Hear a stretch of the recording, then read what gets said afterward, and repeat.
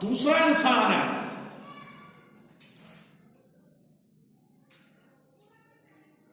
जिसमें से आत्मा चली गई। अभी तो हमने पढ़ा कि आत्मा समा गई उसके अंदर। एक ऐसा इंसान हुआ जिसके ऊपर से आत्मा चली गई। परमेश्वर ने उसे दी थी अपनी आत्मा, लेकिन वो चली गई। स्टेप वाइज मैं आपको समझा रहा हूं। पहले आत्मा आई, गिदोन के बीच में समा गई, अब आत्मा चलेगी। पढ़ेंगे पहला शमूएल के ऊपर से आत्मा, उसका 16 अध्याय है, उसकी 14 पढ़े। पहला शमूएल 14 अध्याय, यहोवा का आत्मा 16 अध्याय की 14। यहोवा का आत्मा शाऊल पर से उठ गया। देखो, पहले हमने पढ़ा था यहोवा का आत्मा गिदोन में समा गया। यहां लिखा यहोवा का आत्मा शाऊल पर से उठ गया, और यहोवा की ओर से एक दुष्ट आत्मा उसे घबराने लगा।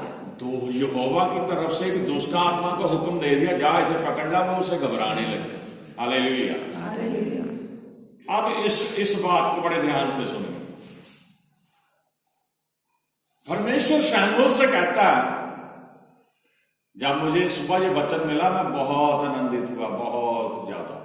पता नहीं आप सुन के आनंदित हो रहे हैं नहीं, मुझे नहीं पता, लेकिन मैं बहुत खुश हुआ। परमेश्वर वाकई तू महान है। जब मैंने गिदोन की कहानी पढ़ी तो मैंने कहा वाकई परमेश्वर तू महान है। जब ऊन वाला वो सीन देखा मैंने कि किस तरह परमेश्वर ने सारी धरती पे ओस पड़ी, वो ऊन सूखी रही, और सारी धरती को सूखा रखा, वो ऊन गिल्ली होगी। मैंने कहा वाकई परमेश्वर कुछ भी कर सकता है।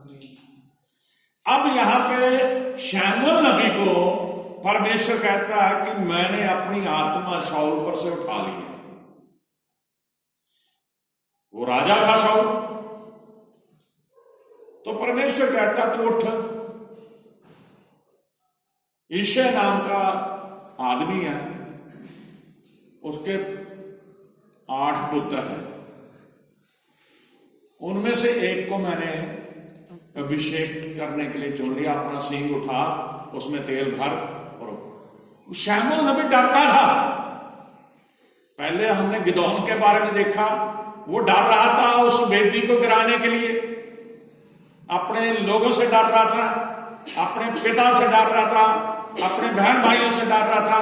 यहां शमूएल नबी कहता परमेश्वर शाऊल राजा है, अगर उसे पता चल गया वो तो बवाल कर देगा, वो मुझे छोड़ेगा नहीं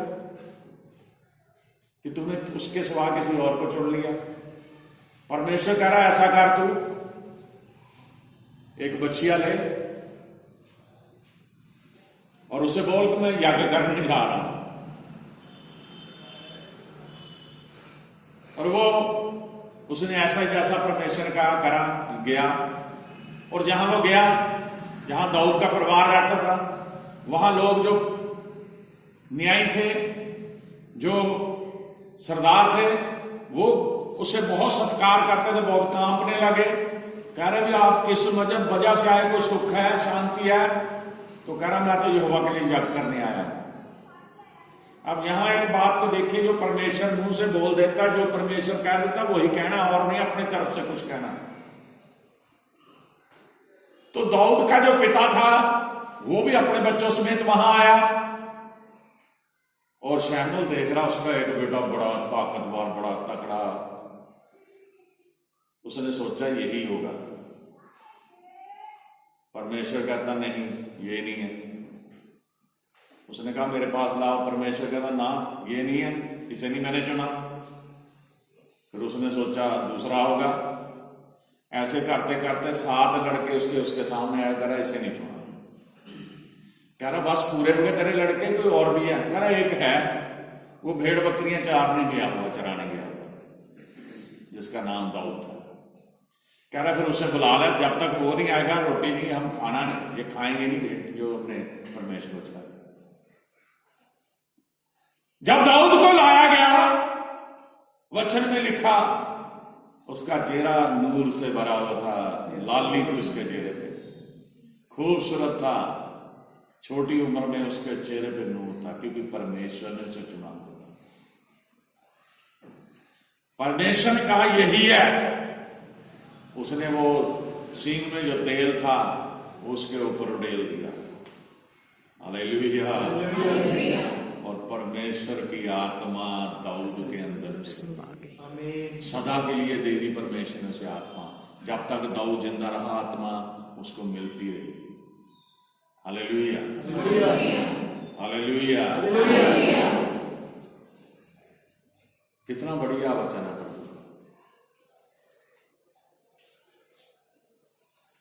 जब भी वचन को सुनो ध्यान से सुनो। जब भी वचन को घर में पढ़ो बड़े ध्यान से पढ़ो। परमेश्वर का जो वचन है वो मायने रखता है कुछ। परमेश्वर का वचन हमें सिखाता है। मेरे अजीज बहन भाइयों, परमेश्वर के वचन के ऊपर बड़ा आनंद से सोचो। मैंने आपको 2 स्टोरी सुनाई, बड़ा आनंद आया। अब मैं आपको तीसरी बात बताता हूं। पहले तो गिदोन में आत्मा समाया और फिर शाऊल के ऊपर से आत्मा उठ गया। अब फिर मैं आपको सुनाता हूं कि परमेश्वर कैसे एक शूरवीर, एक नौजवान के ऊपर अपनी आत्मा फिर समा देता उसको। हम पढ़ेंगे न्यायियों की पुस्तक 11 अध्याय, न्यायियों 11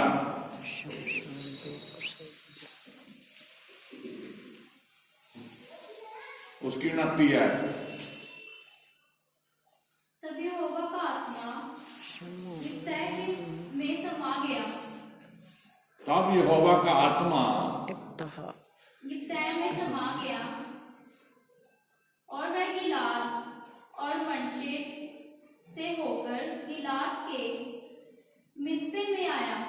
हाँ देखिए, तब यहोवा परमेश्वर का आत्मा यिप्तह में समा गया। हालेलुया। अब इसे सुनिए। जो यिप्तह था, जिसका नाम यिप्तह लिखा हुआ है, वो पता है आपको? किसी को पता कौन था? एक वैश्या का बेटा था। देखिए, उसका पिता उसने शादी करी थी, वो वैश्या के पास गया, उससे उसको यिप्तह उसका बेटा हुआ। बड़े ध्यान से सुनने वाली बात है ये। अब लोग वैश्या को किस नजर से देखते हैं,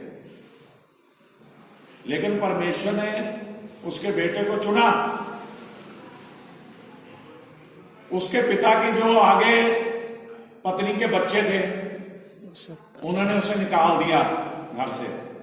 कह रहे तू वैश्या का पुत्र है, हमारे पिता से बेशक तू है, लेकिन तू यहां से चला गया। वो वहां से भागा और परमेश्वर ने, वो शूरवीर था, जब परमेश्वर ने उसे चुना तो कहता मैं तो क्या कर सकता हूं, मैं तो कमजोर हूं, जिस वंश से मैं हूं वो तो बिल्कुल कमजोर है। लेकिन परमेश्वर गरीबी अमीरी नहीं देखता, ऊंचा नीचा नहीं देखता। परमेश्वर जब किसी को चुनता, चाहे उसका परिवार कैसा भी हो, परमेश्वर उसे चुन लेता अपने।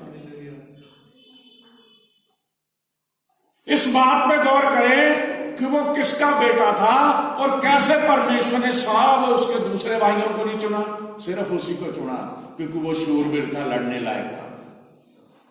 वो परमेश्वर के लिए लड़ा, परमेश्वर के लोगों के लिए लड़ा। ये है पवित्र आत्मा के काम। आज पवित्र आत्मा के काम बहुत पावरफुल चल रहे हैं। बड़े बड़े मौजे परमेश्वर कर रहा है पवित्र आत्मा के जरिए। पवित्र आत्मा के जरिए हमारी आवाज प्रभु यीशु मसीह तक फौरन पहुंच जाती है। पवित्र आत्मा के जरिए हम परमेश्वर के सन्मुख तुरंत हमारी दुआएं चली जाती हैं। पवित्र आत्मा के जरिए परमेश्वर हमें बहुत सारी आशीष दे रहा है। पवित्र आत्मा हमारी हर इच्छा को पूरा कर रहा है। मेरे जीवन में पवित्र आत्मा के बहुत सारे कार्य हैं। मेरे जीवन में पवित्र आत्मा ने मुझे बहुत कुछ सिखाया है। मैं कैसे उसकी कृपाओं को भूल जाऊं।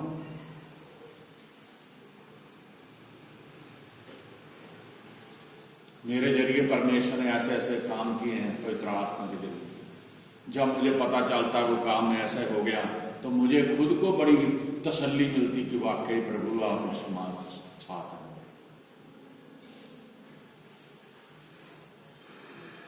मैंने आपको बताया था कि एक बहन की, एक माँ की टांग डॉक्टरों ने बोल दिया था कट जाएगी ये टांग, ये बचेगी नहीं, शुगर की वजह से डैमेज हो गई थी। लेकिन पवित्र आत्मा की कार्य देखी, दुआ करते रहे। मुल्कों की भी दूरी है लेकिन उसकी टांग बच गई। हालेलुया। फिर ये कैसे नहीं हम महसूस करते पवित्र आत्मा। बड़े दुख की बात है कि जो लोग हर हफ्ते मैं कोई कमी नहीं मेरे अंदर दुआ में, मैं रोज दुआ करता हूं प्रभु हर इतवार को लोगों वहां बहुत आशाएं, लेकिन जितनी शैतान के साथ लड़ाई चल रही है, जितनी दुआ जोर लगा के कर रहे उतने लोग कम हो रहे हैं। लेकिन मुझे पता मेरा परमेश्वर जीतेगा। उतनी गिनती कम हो जाती है लेकिन मुझे पता मेरा परमेश्वर पूरी करेगा। ऐसा दिन भी आएगा जहां बैठने के लिए जगह नहीं होगी। हालेलुया। लेकिन ये सारा कार्य आत्मा के द्वारा, पवित्र आत्मा के द्वारा दुआ में, आप सभी दुआ में बैठिए तभी होगा। सिर्फ अपने लिए ना जिए, सिर्फ अपने लिए प्रार्थना ना करें, परमेश्वर के दास के लिए प्रार्थना करें, परमेश्वर के विश्वासी बच्चों के लिए प्रार्थना करें, कलीसिया के लिए प्रार्थना करें। यहां सभी लोग एक दूसरे के लिए प्रार्थना करें। बोलो हालेलुया।